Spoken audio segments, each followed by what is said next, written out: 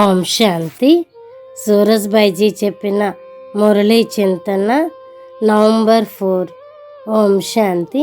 బాబా ఈరోజు మనకి విశేషంగా అటెన్షన్ ఇస్తున్నారు. పిల్లలు, ఎలాగైతే ఉరుకంబం ఎక్కించినటువంటి వ్యక్తి తల పైకే ఉంటుందో అలాగే మీ యొక్క స్మృతి యాత్ర ఎల్లప్పుడూ పరంధామంలోనే ఉండాలి. మీరు యోగయుక్తంగా ఉండాలి. ఎల్లప్పుడూ బాబా స్మృతిలో ఉండాలి. అప్పుడే ఆత్మ పావనంగా అవుతుంది. ఆ బాబా అంటున్నారు, పిల్లలు, మీ ఆత్మ పైన తుప్పు పట్టుకున్నది, వికారాల యొక్క మలినం కలిసినది. ఇప్పుడు ఈ వికారాల యొక్క తుప్పుని తొలగించుకోవాలి. అప్పుడే పావనంగా అవుతారు. పూజలుగా ఉండేవారు ఇప్పుడు పూజారిగా అయిపోయారు. నేను వచ్చాను మళ్ళా తిరిగి పూజ్యులుగా తయారు చేయటానికి. శివబాబా పర్ఫెక్ట్ ఉన్నారు. అతని పైన ఏ తుప్పు అనేది లేదు. ఎవర్ ప్యూర్ ఉన్నారు. అలాగే మీరు పిల్లలు కూడా తయారు కావాలి. స్మృతి యాత్ర పైన చాలా అటెన్షన్ ఉండాలి. బ్యాడ్జ్ ఎల్లప్పుడూ పెట్టుకునే ఉండాలి. బాబా బ్యాడ్జ్ లెఫ్ట్ హ్యాండ్ పెట్టుకునే ఉండాలి. చూస్తూ ఉండాలి.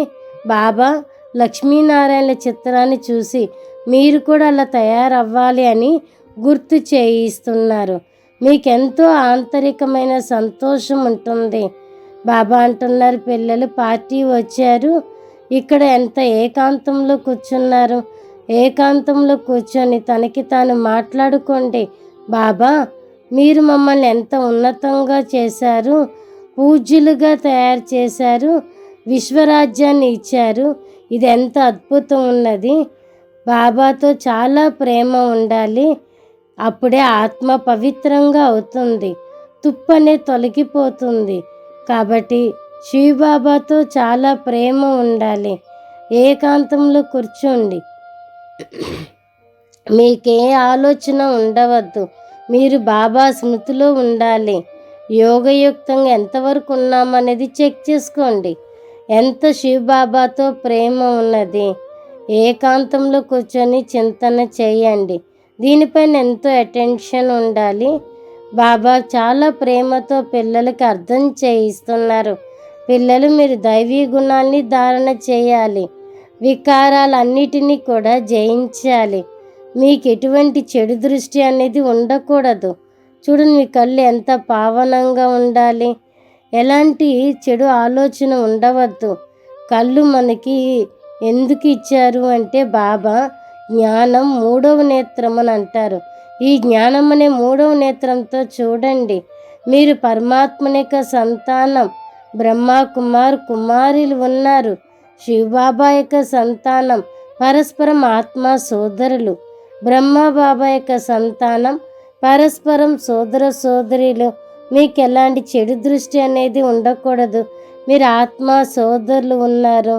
మీరెంతో బాబా స్మృతిలో ఉండాలి. ఇదే చాలా ఉన్నతమైన గమ్యం. ఈ గమ్యం చేరుకోవటానికే చాలామంది పిల్లలు ఫెయిల్ అవుతూ ఉంటారు. ఎలా అయితే తుప్పు తొలగిపోతూ ఉంటుందో అంత సంతోషం ఉంటుంది. తుప్పు ఉండటం వలన మీ సంపాదన అంతా తొలగిపోయింది. బాబా రోజు మనకి అర్థం చేయిస్తున్నారు. పిల్లలు, కామ మహాశత్రువు. దీనిపైన మీరు తప్పకుండా విజయాన్ని పొందాలి. దీనికోసం మీరు సర్వశక్తివంతుడు బాబా నుండి శక్తిని తీసుకోవాలి. బాబా సర్వశక్తివంతుడు. వికారాలపైన విజయాన్ని కలగాలి. బాబా సర్వశక్తివంతుడు. ఏది కావాలంటే అది చెయ్యగలడు. అలా అని కాదు కదా, నేను వచ్చాను, ఈ డ్రామా యొక్క ఆట అనుసారంగానే నడుస్తాను. ఈ డ్రామా తయారై ఉన్నది. ఇందులో కూడా నా యొక్క పాత్ర ఉన్నది. నేను వచ్చి మీకు రాజయోగాన్ని నేర్పిస్తున్నాను. మాయ పైన ఎలా విజయాన్ని పొందాలి అనేది నేర్పిస్తున్నాను. నేను ఎప్పుడు వస్తాను, ఎలా వస్తాను, ఈ విషయాలు ఎవరికీ కూడా తెలియదు. నేను పురుషోత్తమ సంగమయుగంలోనే వస్తాను. మొత్తం ప్రపంచాన్ని పరివర్తన చేస్తున్నాను. దైవీ ప్రపంచంగా మారుస్తున్నాను. ఈ బ్రహ్మ యొక్క శరీరంలోనే ఒక్కసారే వస్తాను. నేను తిరిగి కొత్త ప్రపంచ స్థాపన చేస్తున్నాను. నేను మీకు నష కలిగిస్తున్నాను. పిల్లలు మీకు నష ఉండాలి. స్వయం భగవంతుడు మాకు చదివించటానికి వచ్చారు. ఆది మధ్యంతం యొక్క జ్ఞానాన్ని ఇస్తున్నారు. రాజ్య స్థాపన జరుగుతుంది. ఇందులో ఆ నంబర్ వారుగా ఉంటారు. కొందరు చాలా ఉన్నతమైన పదవి పొందుతారు, మహారాజా మహారాణి పదవి. కొందరైతే చాలా తక్కువ పదవి పొందుతారు. మరి మీరందరూ పురుషార్థం చెయ్యాలి. మీరెంత పురుషార్థం చేస్తారో అంత ఉన్నతమైన పదవి పొందుతారు. ఈ ఆటనంతా మీరు సాక్షిగా చూడాలి. ఇప్పుడు కొంచెమే ఉన్నది. ఇది వెరైటీల ఆట. ఎవరి నుండి విముక్తి కాలేరు. అందరి యొక్క పాత్ర వేరు వేరు. ప్రతి ఒక్కరూ తమ తమ పురుషార్థం చేస్తున్నారు.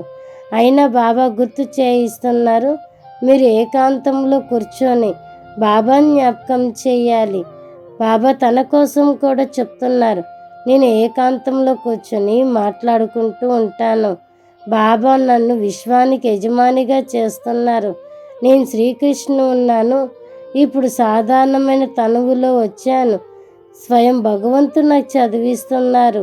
ఇలా నేను మాట్లాడుకుంటూ ఉంటాను. పిల్లలకి ఉమ్మంగా ఉత్సాహాన్ని కలిగిస్తూ ఉంటాను. నాకంటే ఎక్కువగా యోగాభ్యాసం మీరు చెయ్యవచ్చు. ఎందుకంటే మీకు బాధ్యతలు తక్కువ, కార్యవ్యవహారాలు తక్కువ. నాకైతే ఎక్కువగా ఉన్నది. కాబట్టి వీటన్నిటిని పరివర్తన చేయాలి. మీరు చాలా ఫ్రీగా ఉంటారు. కాబట్టి నాకంటే ఎక్కువగా మీరు జ్ఞాపకం చేయవచ్చు. అయితే బాబా మనకు ఒక శిక్షణ ఇస్తున్నారు. పిల్లలు, మీరు ఎప్పుడు కూడా ఈర్ష్య పడకూడదు. బాబా సర్వశక్తివంతుడు, సుప్రీం టీచర్ ఉన్నారు. బాబాకి తెలుసు ఏ స్టూడెంట్కి ఎంత ప్రేమనివ్వాలి, ఎలా పాలన చెయ్యాలి అని. అది చూసి ఈర్ష్య పడకూడదు. బాబాకి వాళ్ళంటే ఇష్టం, నేనంటే ఇష్టం కాదు అని. బాబా అనేకుల కళ్యాణం చేసేవారున్నారు. బాబాకి తెలుసు ఏది చెయ్యాలి, ఎలా ఉండాలి అని. మీకు చాలా సంతోషం అనేది ఉండాలి. స్వయం భగవంతుడు మాకు చదివిస్తున్నారు. వరదానం ఉన్నది సేవ. సేవలో యుక్తియుక్తంగా యోగయుక్తంగా ఉండి సేవ చేయాలి. సేవ మనం అందరం చేస్తున్నాం. ఏ కార్యం చేసినా అది సేవనే, కానీ నిమిత్తంగా సేవ చేయాలి. ఇందులో మనం ఎంత బాగా అభ్యాసం చేయాలి. నేను నిమిత్తంగా ఉన్నాను. ఎలా అయితే ట్రాఫిక్ కంట్రోల్ నడుస్తున్నప్పుడు ఆ సమయంలో బాబా యొక్క స్మృతిలో చాలా యోగయుక్తంగా ఉండాలి. ఆదిలో ఎలా ఉందో అంతిమంలో కూడా అలాగే జరుగుతుంది. అలాంటి స్థితిని తయారు చేసుకోండి. పదే పదే ప్రాక్టీస్ చేయండి యోగయుక్తంగా అవ్వటానికి. స్లోగన్ ఉన్నది, శుభ భావనతో కారణాన్ని కూడా నివారణ చెయ్యవచ్చు. అంత శక్తి శుభభావనలో ఉన్నది. కాబట్టి ఈరోజంతా కూడా మనం ఏకాంతంలో కూర్చొని బాబాతో మాట్లాడుతూ ఉండాలి. ఈరోజు మస్తు నషాలో ఉండాలి. నాకెవరు చదివిస్తున్నారు, చదివించిన నేను తయారు చేస్తున్నారు. ఈ యొక్క రిజల్ట్ బాబాకి మనం ఇవ్వాలి. ఇదే అటెన్షన్ మనం గుర్తుంచుకోవాలి. అచ్చా, ఓం శాంతి.